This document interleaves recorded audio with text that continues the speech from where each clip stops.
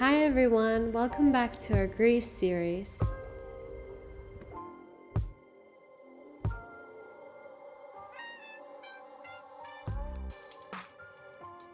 This video will cover our 3 days in Santorini.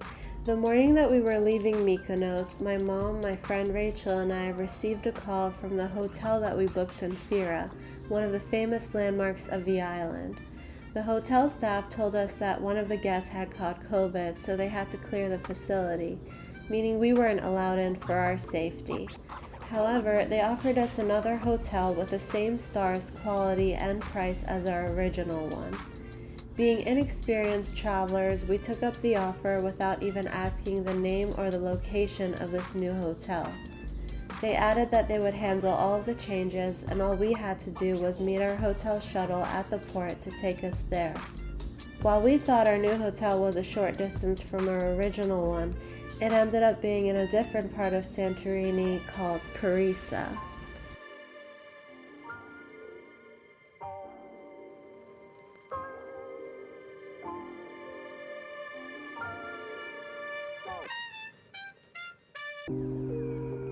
Known for its black sand Kamari beach, Parisa is a less touristy part of the island compared to Fira and Ia.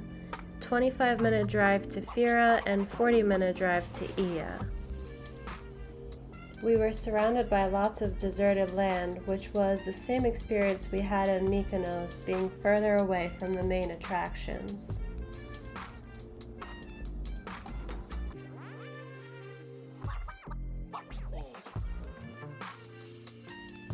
Parisa has nice cafes and restaurants by the beach, including this vegan and vegetarian cafe called Tranquillo.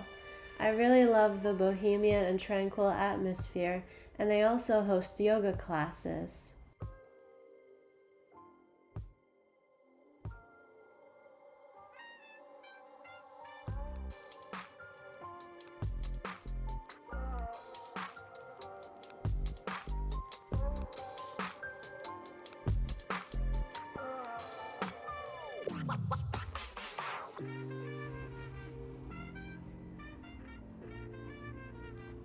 As for Kamari Beach, the sand is not soft to walk on, so it's better to wear sandals and water shoes for the comfort of your feet.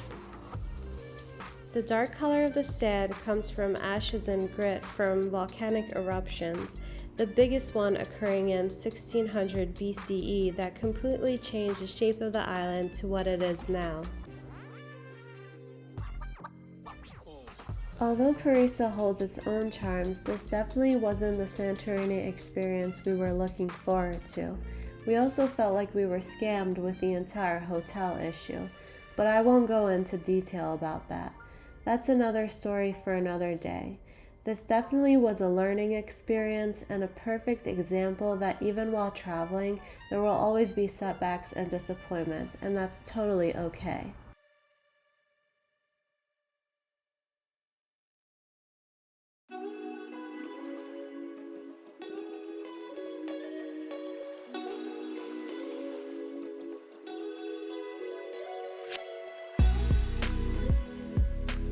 The next morning, we took the bus to Fira. You can purchase your ticket on the bus. It was around €3 for us one way. The main bus station is located in Fira, through which you can get around the island easily.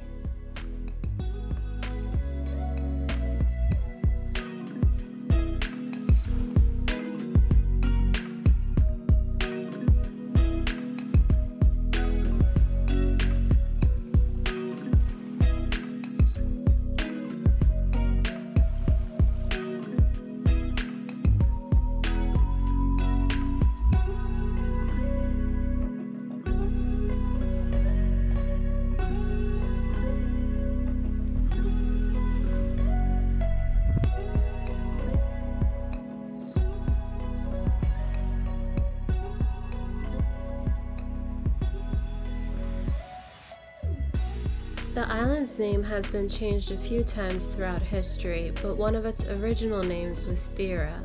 Its name was changed to Santorini in the 12th century by the Crusaders from the Latin Empire of Constantinople.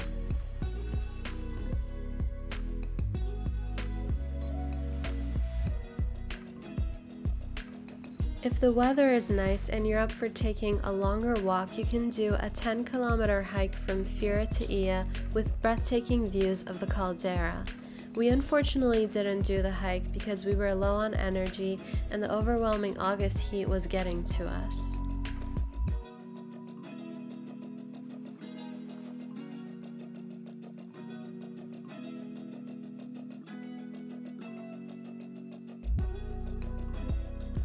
If you're a foodie and take where you eat at very seriously, Santorini is definitely the place where you should be reserving all of the restaurants you want to go to a few days in advance, especially during sunset, which seems to be the most popular and busiest time of the day.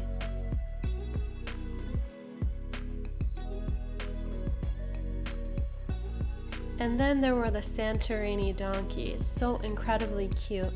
While animals are being used worldwide for the development of tourism and profit, my personal opinion on this is it's unethical and inhumane. I know there seems to be a lot of controversy surrounding this topic. I hope that this issue gets more spotlight across the world and gets discontinued.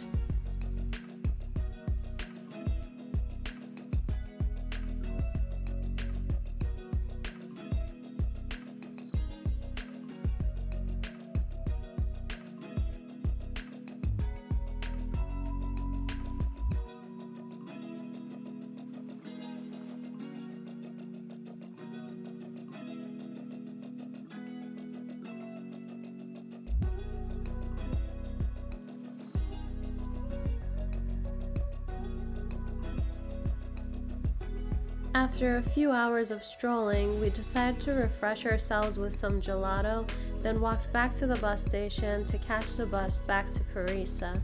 At this point of the day, the crowds were getting heavier and the day was growing hotter. And that, my friends, concludes our second day well spent in Fira.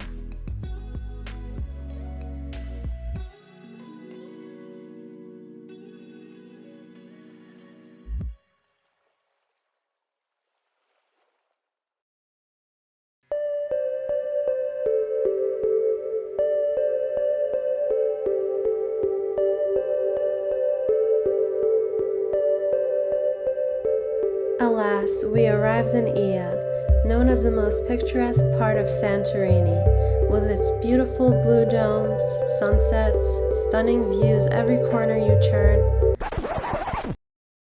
and its heavily packed tourists.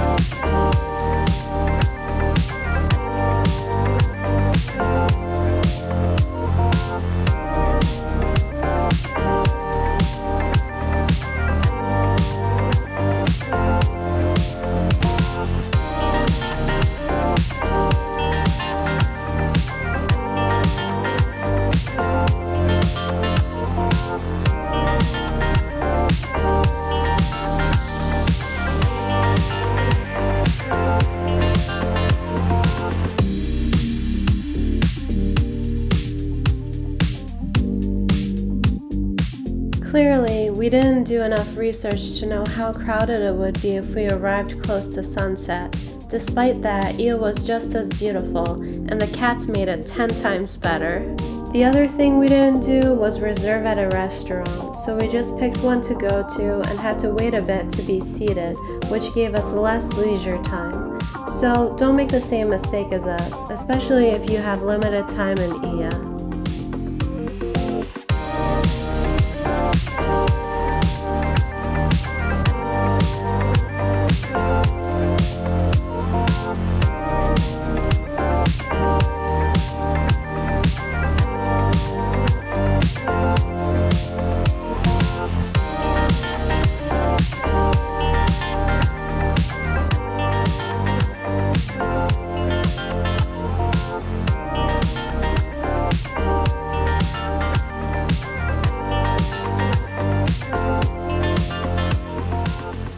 As the night approached, I couldn't help but admire the beauty of Ia even in the dark. As you can see, the hotel pools light up.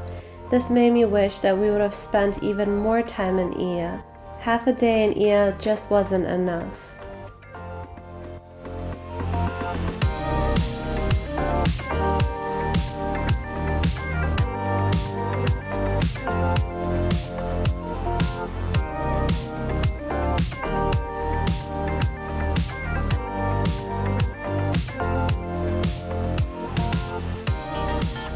And that was it, my friends, the end to our Santorini trip. I sure hope to be back and see more someday. I think this trip to Santorini really pushed me to plan better for my trips in the future and not to be so naive to different situations. Here are some recommendations before traveling to Santorini. Some are pretty self-explanatory. 1. To avoid heavy crowds, it's better to explore the island as early as possible. While Santorini is famous for sunset watching, I'm sure it's just as beautiful to see the sunrise. 2. To stay on a budget, you can stay in other parts of the island that are cheaper like us. Parisa is just one of many. And last, there are many ways to get around the island, like renting a car, ATV, motorcycle, Uber, and just plain walking. The next video, hopefully to come out soon, will cover our 3 days in Crete, the biggest island of Greece. Thanks again for watching and sending lots of love to you all. See you soon!